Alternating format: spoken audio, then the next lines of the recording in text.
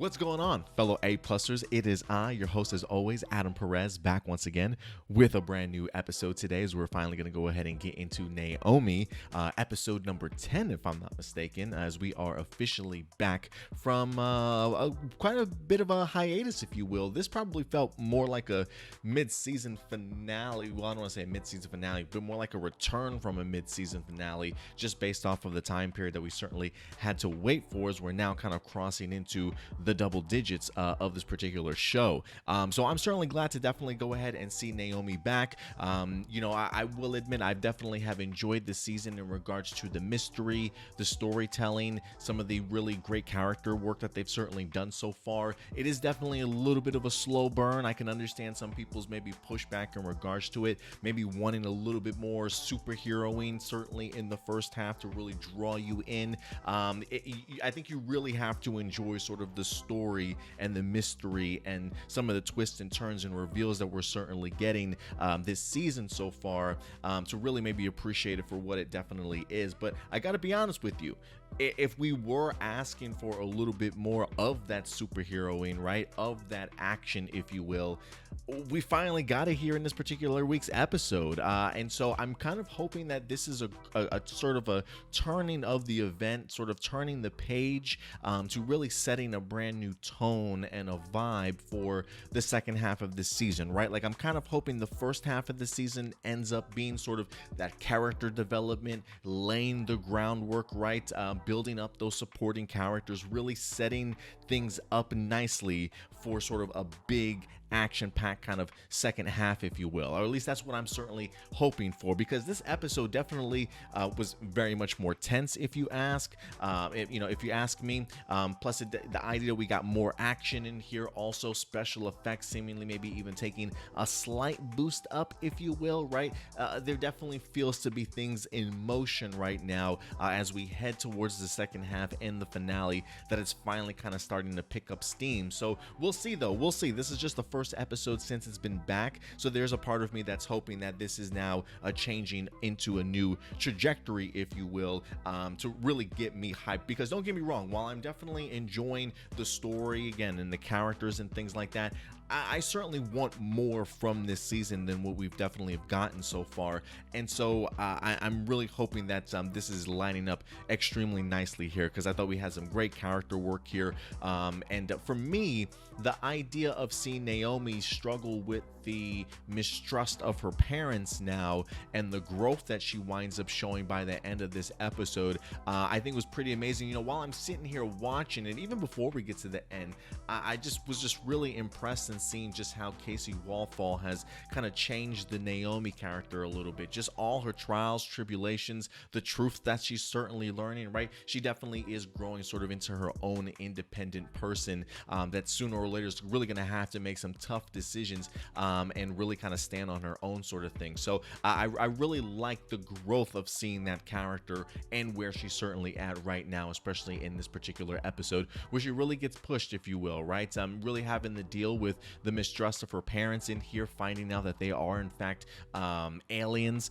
We quickly see that she wants nothing to do with her parents in here and really just kind of embarks on her own, hangs out over at Annabelle's. I think she had plans on wind up staying the night or staying the next several nights over there, and it really wound up becoming Naomi sort of taking the mystery into her own hands, right? The idea of really finding out that she can't really rely on other people. There are people that don't necessarily want to tell her the full truth in regards to Zimbadu. Now you've got your parents, who she mentioned in here, always had such a close relationship with them, never really fought, always really counted and depended on her parents. So to kind of see them now lying to her and not revealing that they are in fact aliens this entire time, I can definitely understand Naomi sort of being thrusted into that position of now wanting to just kind of do things on her own. Maybe not necessarily some of the brightest decisions as she winds up taking that transmitter cube she discovers in here to one of the bars that I think, D referenced, like, yeah, other aliens hang out there.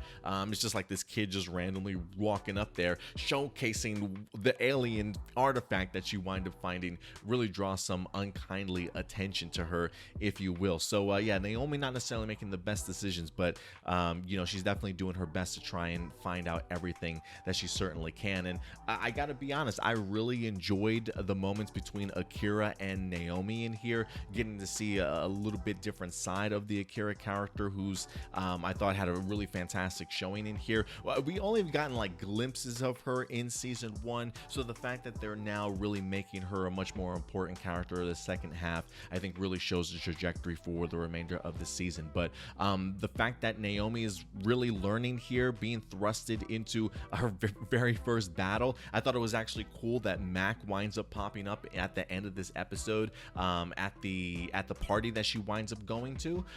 So when she does pop out, I think she winds up saying like, hey, Brutus has a message for you, or he wants you, you need to come outside and let's have this conversation, or I'm gonna hurt your friend. So to be able to see Naomi kind of stand up for herself and face off against Mac was great, honestly. You really get to see Dee's training certainly coming into play in here also, and then again, just that boost of like confidence she has about herself, a little bit of an extra swag, right? Like, even though Mac backs off because of the fact that we do have Zimbadu and Akira that wind up joining us, joining Naomi at the very end, the fact that she was pretty much getting the upper hand majority of that time, Naomi definitely feeling rather confident that she can certainly handle herself now. And so I thought it was great for the Naomi character, whose sort of trust and identity has really been sort of rattled, and for somebody who is 16 years old that's had to deal with all these twists and turns and lies about her own personal life, it's been a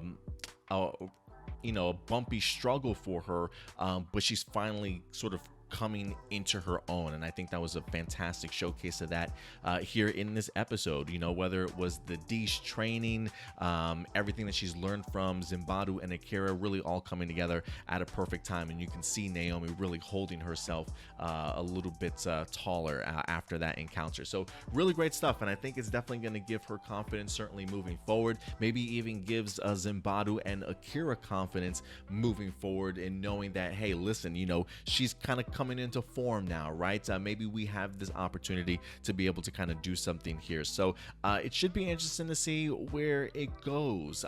But I really loved what we wind up getting in here when it comes to Naomi, and really how she wind up handling everything with her parents, who, mind you, she eventually does go back home, but it is definitely a case of, like, for instance, in this episode, I really enjoyed the moments that we had between Greg and Zimbadu. It was very much a sort of a coming to Jesus moment, sort of, for the parents. I kind of wish that her mom was there also, but which was an extremely tense scene, mind you, probably one of my favorite scenes in this episode.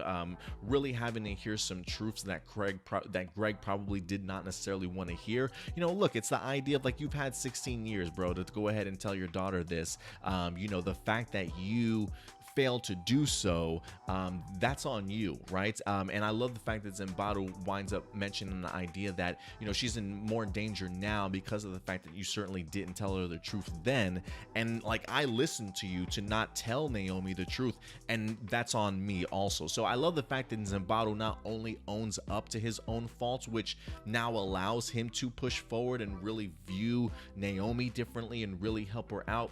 It's probably about time Greg does the same exact thing, right? Swallow your pride, bro. You fucked up, right? You messed up. You just didn't know how to go ahead and explain the truth to your daughter, and you guys messed up. Own up to it, and now be on your daughter's side and do whatever you can to make her feel more comfortable with you guys. Tell her anything that she certainly needs to know. Certainly regain that trust, if you will, right? But you gotta admit and hold yourself accountable, from time to time. So I thought that was a really great moment between Greg and Zimbadu. Again, super tense, one of my favorite sequences in here, but it really works for me, if you ask me. Yeah, Naomi was a bit of a rebel in this episode, man. Ditching school. She even had Lourdes wind up sort of picking her up and things like that, taking her to the bar, taking her back to the comic book store, which she winds up actually getting caught by her principal. But even then, like, that doesn't even stop her. Like, she still walks out on her parents, goes out to a nightclub, or winds up meeting Lourdes up at a nightclub, which talk about a moment, right? Like, listen, they've been hinting and throwing out like teases of Naomi and Lourdes with this attraction towards each other, these longing gazes and these sly little smiles and stuff. Like, I know Naomi's like, I'm sorry if you misunderstood. Like, nah girl, like, you come on, like, you reciprocated from time to time. Like, let's not act like you didn't. But now because that you're with Nathan all of a sudden. But listen, it is one of those things too for Lourdes that I do think that maybe she assumed a little bit too much, especially with the fact of Naomi being in a relationship with Nathan type of thing too. So I definitely do see Lourdes kind of in the wrong in that regards, also in regards to trying to push something that she was certainly uncertain about or shouldn't have in the first place. But listen, when you guys are both giving the googly eyes to each other all night, having a good time, listen, I don't blame Lourdes for certainly trying, but I do think that they probably both could have handled that situation a little bit better, as it got pretty awkward after that, if you will. So crash and burn, unfortunately, for Lourdes here, and she really puts Naomi on the spot in the sense of like, you need to kind of tackle life on your own. Like, you really need to start doing things on your own. And trust me when I say Naomi definitely goes ahead and takes that advice by the end of this episode for sure, as Naomi really probably feels like she can stand on her own better than she's ever been in regards to her life. So I really sort of enjoyed that. The Akira and Mac stuff in here was pretty interesting, seeing Mac meeting up with Akira, or surprising her, if you will. Brutus has apparently located Naomi, or at least knows that she's certainly here on the planet. He's clearly still looking for her, if you will, but Mac does at least find her by the end of this episode. Has a request from Brutus that Brutus wants Akira to help her find the girl, and Akira respectfully declines. Definitely learned her lesson from the last time, right? Really selling out her friend, if you will, in Zimbadu to go ahead and work alongside with Brutus. But clearly now Zimbadu and Akira have certainly fixed their ways after that. I did find it really interesting in regards to the fact that Zimbadu along with Akira both knew Naomi's parents. And it definitely rattled Naomi a little bit, in the sense that she certainly feels like everybody else probably knows her parents better than she certainly does, you know what I mean? So I did find that a really interesting situation for Naomi to find herself in, but I kind of wanted that elaborated a little bit more. How did you know our parents? Are our parents part of the 29? They clearly come from the same Earth. I think that was confirmed in Earth 29 here also. So I am kind of curious to see where they're from if we eventually get that told. Maybe we get to see sort of an early, maybe like another flashback of when they were certainly younger, maybe telling us about where they certainly came from. That would be pretty cool to kind of see. But I would like to kind of see how Zimbadu and Akira both know her parents. They both kind of mentioned like, oh yeah, we've met each other in passing, I didn't know them too well, but I would like to know the circumstances in which they wind up meeting them. And speaking of Akira, she certainly seems like the scientist, or at least the engineer, the tech guy, if you will, on the series, as she's not only fiddling with something at the beginning of this episode, but winds up admitting that she kind of created and invented the transmitter cube, which actually opens up portals to other dimensions and allows you kind of go wherever you certainly want to, if you will. I am really fascinated by this, as Naomi winds up discovering this at her spaceship. She uses her X-ray vision to look inside and sees the cube. I kind of really like this idea, because I'm starting to maybe have a theory or put something together, and I'm not quite too sure about it yet, but the idea here that I'm thinking of is I wonder if by the end of the series she maybe tries to open up a portal to maybe either go back home. I don't know if maybe the cube is damaged or she uses it incorrectly, and then maybe she steps through in an attempt to either escape from Brutus. Maybe she winds up still being on the run. Maybe something bad happens, who certainly knows. But I have a feeling, or I wonder if at the end of the season she opens up a portal to leave, and when she does come out the other end, if she's going to be on Earth Prime, inside of the Arrowverse. I do wonder if that would mean maybe she would even pop up and sort of say, the limited series episode of The Flash or something like that as a guest cameo in like one episode, as she winds up maybe eventually meeting sort of our heroes on our planet, sort of thing, right? So I am kind of curious to see if that's the outcome in which it winds up ending up for Naomi. But don't quote me on that. That's just simply a theory I have going, just because of the fact that I think from the comic books she somehow manages to find herself sort of in the DC universe world, and so I am wondering if that's the moment that they're kind of leading up to kind of maybe bring her onto Earth Prime. But we'll see how that winds up playing itself out. Really quick sort of side mention in here for Annabelle. Again, I really do love her as Naomi, certainly best friend, ride or ride. We got the opportunity to meet Annabelle's sister in Sophie in here, who was bribing her sister to like do things for her and stuff.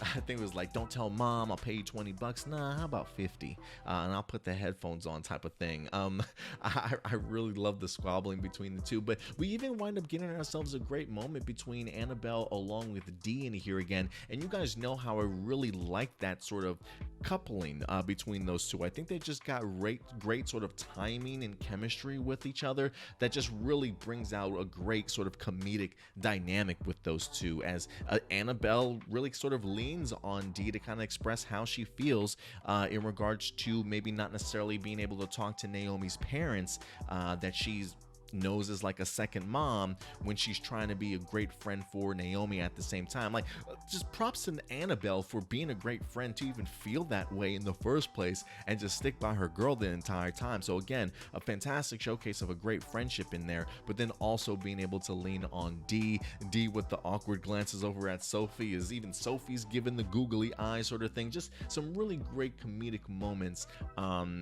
came really with Dee and Annabelle, but I really continue to enjoy Annabelle as a supporting character in here, to be perfectly honest with you guys. But overall, man, I really enjoyed this. From the emotional roller coaster of Naomi really being upset about her parents lying to her, her going on this journey of trying to get these answers, learning where her trying to learn more about maybe where her parents come from, and at the end of the day really being forced to kind of stand on her own with the fantastic battle that highlighted pretty good effects, some fantastic heroing, some fantastic tense moments also. And I just thought it was a great way to come back from a sort of a mid-season finale and return with such a strong episode to really kind of give us an idea of what we can expect, hopefully, going into the future as the season winds up wrapping up. So overall, guys, I absolutely loved it. But at the end of the day, these are just simply my A+ opinions. I want to know yours. What did you guys think about episode 10 of Naomi? If there's anything that I missed in here, character moments, storyline details that you guys want to go ahead and further to continue to talk about, please let your thoughts be known in the live chat or the comment section box below, and we'll certainly go ahead and continue this conversation later throughout the week. But until next time, guys, do me a big favor. As always, take care of yourselves, take care of each other, and keep it A+. I'll talk to you guys later. Bye.